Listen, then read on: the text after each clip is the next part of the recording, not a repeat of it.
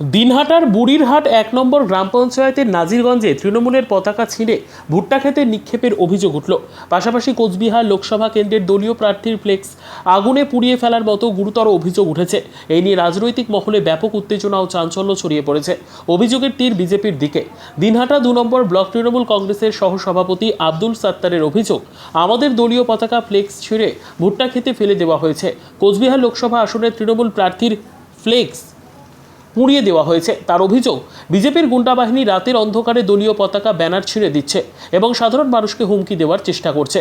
যদিও এইসব অভিযোগ অস্বীকার করে পাল্টা তৃণমূলের বিরুদ্ধে সুর চড়িয়েছেন বিজেপির দিনহাটা ২ নম্বর মণ্ডল সভাপতি প্রদীপ কুমার বর্মন। তিনি বলেন, এসব কাজে ভারতীয় জনতা পার্টির কেউ জড়িত নয়। তৃণমূল কংগ্রেস নিজেরাই এইসব নোংরা কাজ করে ভারতীয় জনতা পার্টির ওপর দায়ভার চাপিয়ে দেওয়ার চেষ্টা করছে। অভিযোগ হচ্ছে, আজকে সকালবেলা আমরা এখানকার স্থানীয় যারা নেতৃত্ব এবং কর্মী আছে, আমরা জানতে পারলাম যে নাজিরগঞ্জ চৌপতি থেকে একদম কানু মাস্টারের বাড়ি পর্যন্ত রাস্তার দুধারে যত আমাদের ফ্ল্যাগ পোস্টার ব্যানার ছিল সেগুলো তারা ছিঁড়ে রাস্তার দুধারে ফেলিয়ে দিয়েছে, কোথাও ভুট্টা খেতে ফেলিয়ে দিয়েছে। এমনকি যেটা একটা গুরুতর অভিযোগ যে আমাদের যে প্রার্থীর ফ্লেক্স, সেই ফ্লেক্সকে তারা পুড়িয়ে দিয়েছে। তো এখানকার স্থানীয় কর্মী সেই ফ্লেক্সটাকে তারা নাকি নিয়ে গেছে উঠে কেউ একজন। তো এরকম বুড়িরহাট এলাকায় একটা শান্তিপূর্ণভাবে আমরা একটা রাজনীতির পরিবেশ তৈরি করার চেষ্টা করতেছি, কিন্তু বিজেপির যে গুন্ডা বাহিনী রাতের অন্ধকারে তারা যে রকমভাবে ফ্ল্যাগ পোস্টার ব্যানার এবং সাধারণ মানুষকে রাতের অন্ধকারে হুমকি দেওয়ার চেষ্টা করতেছে, সেটা আগামী দিনে যদি আরো এরকম ঘটনা ঘটাইতে চায় তারা, তাহলে তৃণমূল কংগ্রেস কিন্তু হাতে ছুরি নিয়ে বসে থাকবে না। ১ নম্বর কথা হচ্ছে, আমরা শান্তির পক্ষে বার্তা দিচ্ছি বুড়িরহাট এলাকার সমস্ত মানুষকে।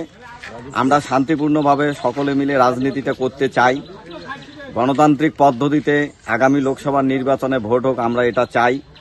কিন্তু আমরা নীরব আছি বলেই কেউ যেন মনে করে না যে আমরা দুর্বল হয়ে গেছি।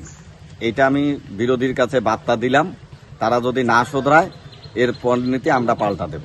কি নাম আপনার? আমার নাম আব্দুল সাত্তার, দিনারা ২ নং ব্লক ভাইস প্রেসিডেন্ট। দেখুন, ভারতীয় জনতা পার্টি বিশ্বের একটা বৃহত্তম পার্টি। এই পার্টিতে ওই সমস্ত নোংরামো কাজ আমরা বরদাস্ত করি না, আমাদের নেতৃত্ব বরদাস্ত করে না। এটা হচ্ছে তৃণমূলের কালচার। তৃণমূল দীর্ঘদিন ধরে ভারতীয় জনতা পার্টির যে পতাকা আছে সেই পতাকা লাগাতে দেবে না, বাজারে লাগাইতে দেবে না, এলাকায় লাগাতে দেবে না। এরাই প্রকাশ্য দিবালোকে, ওদের যে নেতা আছে বুড়িরহাট অঞ্চলের নেতা, আমি নাম ধরে বলতে পারি, তারা প্রকাশ্যে দিবালোকে ফ্ল্যাগ তুলে আর বলে যে আমি ফ্ল্যাগ তুলতেছি, কারো কিছু বলার থাকলে বলো।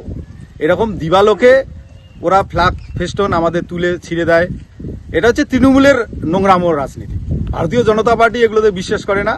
আর নাজিরগঞ্জের বিষয়টা যেটা বললেন, আমিও শুনছি, কিন্তু আমার তো মনে হয় এটা ভারতীয় জনতা পার্টিকে কোণঠাসা করার জন্য ওরা ওদের লোক দিয়ে এই সমস্ত নোংরামো করে, এই সমস্ত ফ্ল্যাগ ফেস্টন তুলে ছিঁড়ে দিয়ে ভারতীয় জনতা পার্টিকে কিভাবে এর দায়ভার ফেলানো যায় এই চিন্তা ভাবনা তাদের মধ্যে আছে। এটা সম্পূর্ণ মিথ্যা অভিযোগ, ভিত্তিহীন। ভারতীয় জনতা পার্টি এই সমস্ত কাজে কোনোদিনও লিপ্ত থাকে না, কারণ ভারতীয় জনতা পার্টির পাশে সাধারণ মানুষ আছে। আগামী ২০১৯ সালে ২০২৪-এর যে নির্বাচন, সেই নির্বাচনে এর ফল এই বুড়িরহাট অঞ্চল থেকে সাধারণ মানুষ জবাব দেবে। আমার নাম প্রদীপ কুমার বর্মন, আমি দিনহাটা ২ নম্বর মণ্ডলের মণ্ডল সভাপতি।